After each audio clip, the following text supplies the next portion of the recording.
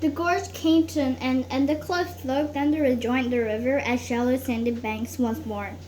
Forster breathed a sigh of relief when they crossed the border stump marking and left wind-clad territory behind. Soon after, the moor gave way to farmland, small fields divided by two-like paths and hedges. Forster led the way down a narrow track between a hedge and a field of wheat. "Smell those mice!" Sandstorm exclaimed. "I'm starving." She plunged on among the crackled stems, and with a quick look around for dogs or two-legs, Forster followed. He caught one mouse with a slip floated his paws and ran along a furrow, and the second only heartbeats later. Carrying his prey to the edge of the field, he found Sandstorm already there, crouching down to eat.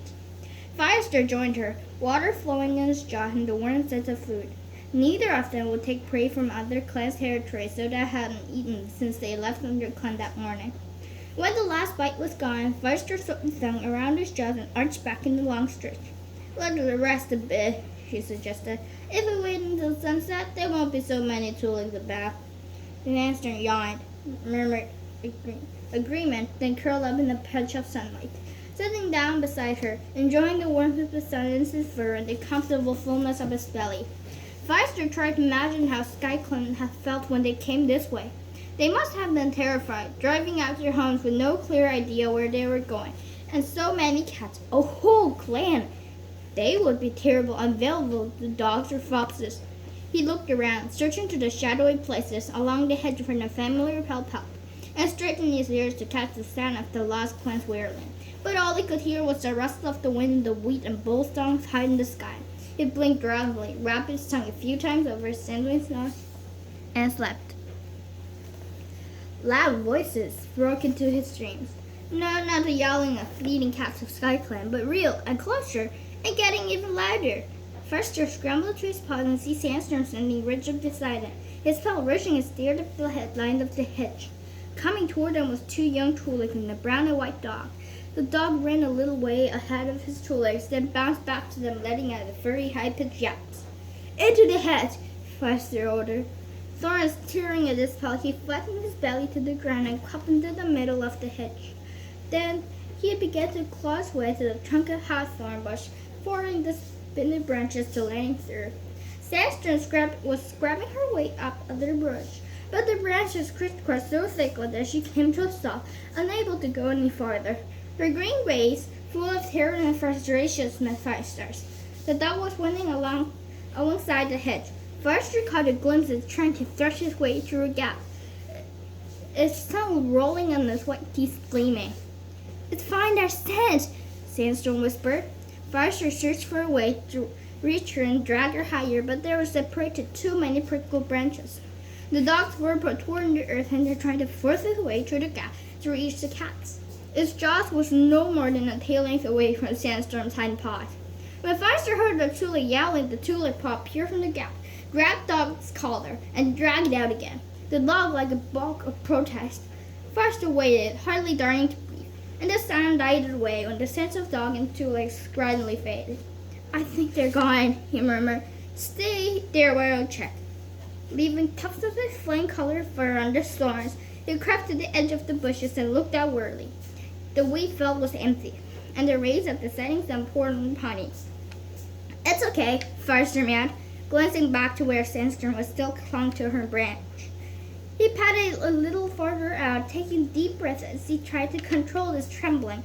It was Sandstorm's danger, not his own, and that had turned his blood to ice. Would it have been easier to make his journey on his own with no other cat to worry about? But when Sandstorm joined in shaking at her, he kept the destroyer of thoughts himself. They padded through the night under the light of the half moon. That was the best time to travel without being seen, and they kept going until Buzzcut was too weary to take another false step. They found a place in the hollow among the roots of a beech tree. For the next 2 days, they continued to follow the river through the fields of wheat that stretched far as he could see on the other side. On the third day, they left the fields and slipped into the gap in the hedge onto a scratch of rough grass that sloped gently down to the river. Rushes thickly fringed the bank.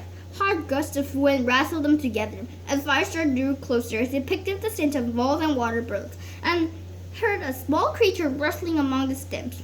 The sun was going down, turning the river to flame. Before they had gone far along the bank, Firestar heard the rolling of monster in the distance. Tasting the air, he picked up a familiar harsh tank. There's thunder paths up ahead. Then we'll have to cross it, Sandstorm tail twitched. There'll not be many monsters out now. Soon Firestar made a line of trees black against the scarlet sky. The setting sun glinted on the bright and natural colors of slick-padded monsters. Riding a bend in the river, he caught a sight of a tulip bridge made of stone with monsters hurtling across it. The thunder pass goes over the river. We'll be safe underneath. Sandstorm sounded pleased. But Firestar felt uneasy as they approached the bridge. It cast a dark shadow over the pass, and the daylight dying the monsters shot whirling beams of light from their eyes, sweeping across the riverbank. He froze a one beam, picked them out, and hurled a gap from Sandstorm, but the monster stalled and rushed on. Firestar let out a sigh of relief. It didn't spot us. I don't like this, Sandstorm yelled. Let's get out of here. Firestar let it take a lead. They ran under the bridge. The stone was damp and the water drifted the arch to the river. From the depths of the shadow, Firestar saw the light beams of another monster approaching as far along the thunder path over their heads. Suddenly its roar was all around them, echoing and croaking from the stones of water. Firestar froze, imagining the creature whose jaws purred to swallow them. Sandstorm let the panic-stricken out. Run! Terror crashed through Firestar, his leg propelled him forward, still racing around the riverbank. It flew across the edge of the reed beds until the bridge was far left behind, and he could hear the monster above the rasping of his own breath. Only his caution slowed him down. He stood up panting on the bank, his paws stinging every hair in the pelt bristling.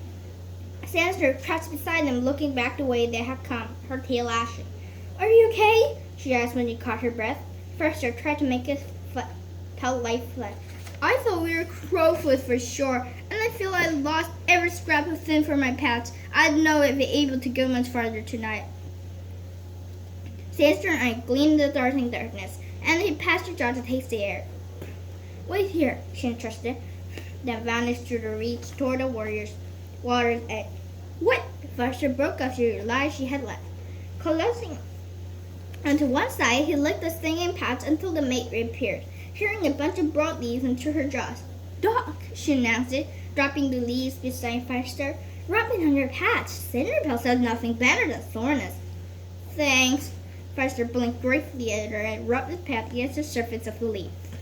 The cool juices soothed discomfort, and straightened his jaw and yawn. It could get a good sleep, but they were still light in the sky, and he knew they should go as far as long as they could.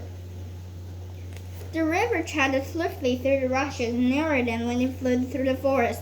Looking back at the way they had come, Firestar saw a single warrior of SkyClan shining in the sky.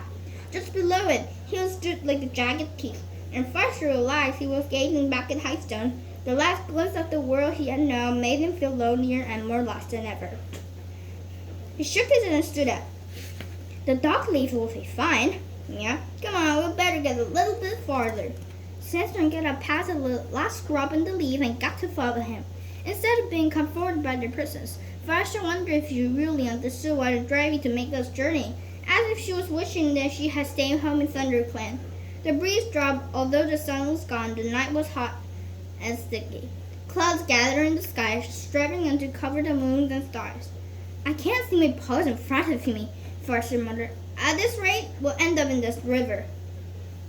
We better stop for the night, yelled Sandstorm. Firestar could just make a pale ginger shape in the gloom, her head raised and tasted the air. There's a strong sense of full, she went on. Suppose I hunt while you find a place to sleep. Fine.